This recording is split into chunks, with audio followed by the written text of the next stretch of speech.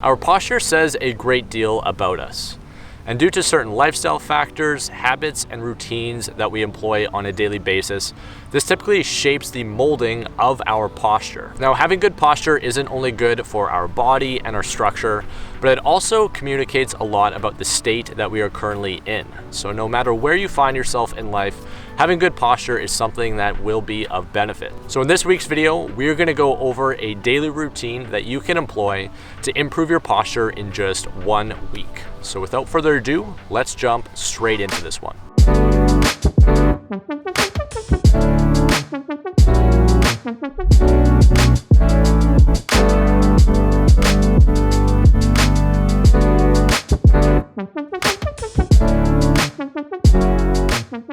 So at the core of every good posture is a strong core. So that is exactly where we are going to start, as this is going to be kind of the foundation to us holding ourselves a little bit more upright.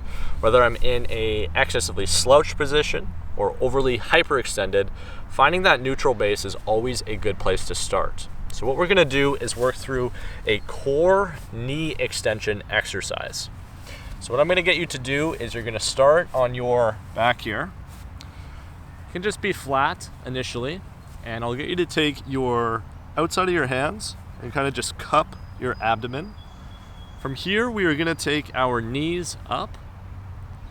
Now, what I want you to initially start with is think about taking your lowest rib and trying to apply that down into the mat or into the grass, wherever it is that you're working on this. So instead of me being kind of in this open position or hyperextended position, I'm just going to think about closing everything off and pressing everything so I'm nice and neutral with the floor.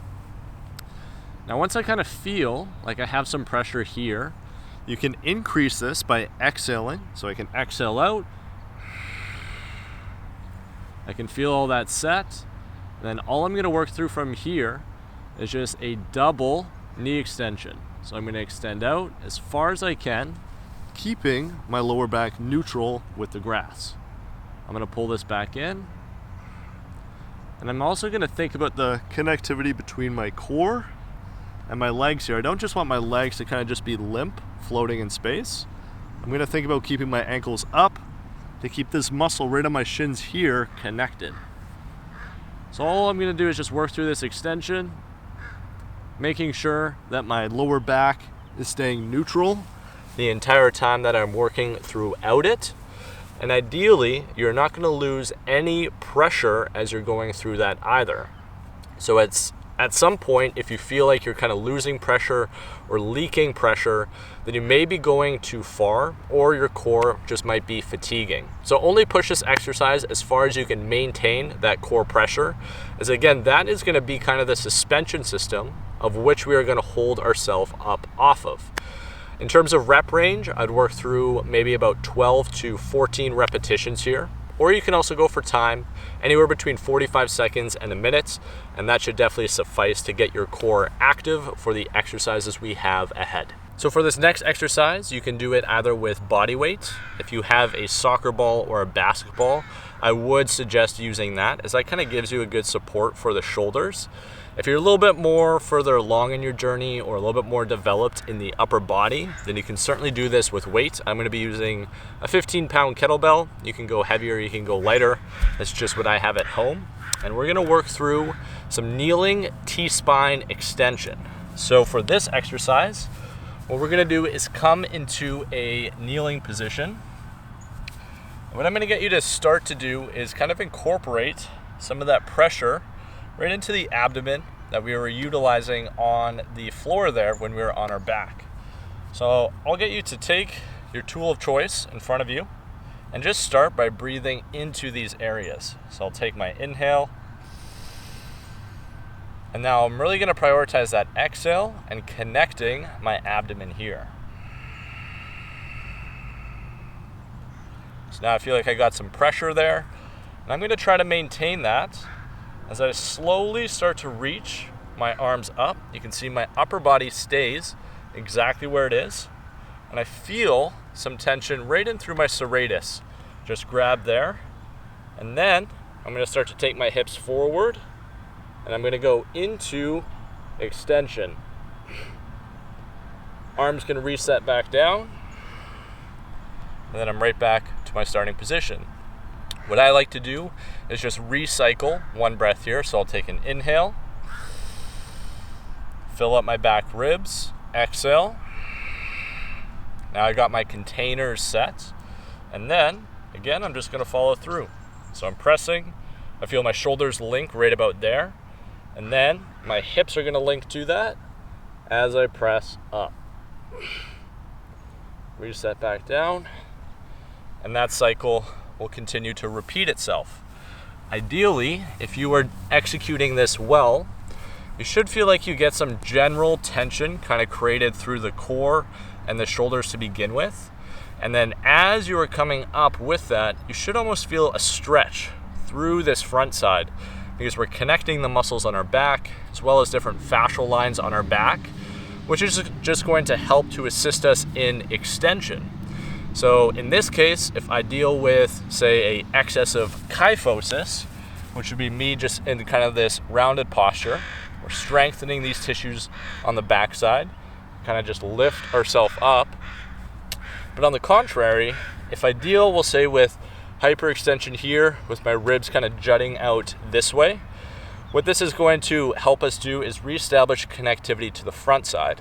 So no matter where you are on the spectrum, we're always trying to find that neutral base, which is what we're working on here.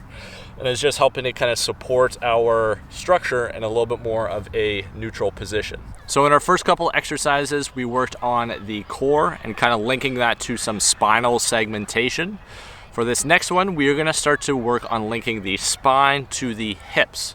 So we're gonna work through a single leg hinge lunge. So this is gonna kind of be a combination of both a hinge mechanic as well as a lunging mechanic. So we're gonna come into a split stance position. Again, I'll have most of my weight on this lead leg, so probably about 80 to 90% of my weight here. And what we're gonna start with is just hinging our hips back. So I'm gonna take my hips back this way to the point where I feel my hamstring stretch. If you're not feeling your hamstring stretch, then I would encourage you to think about sitting into this back hip a little bit more, because you may be kind of folding yourself down this way. So sit the hips back. I can feel my hamstring grab right about there.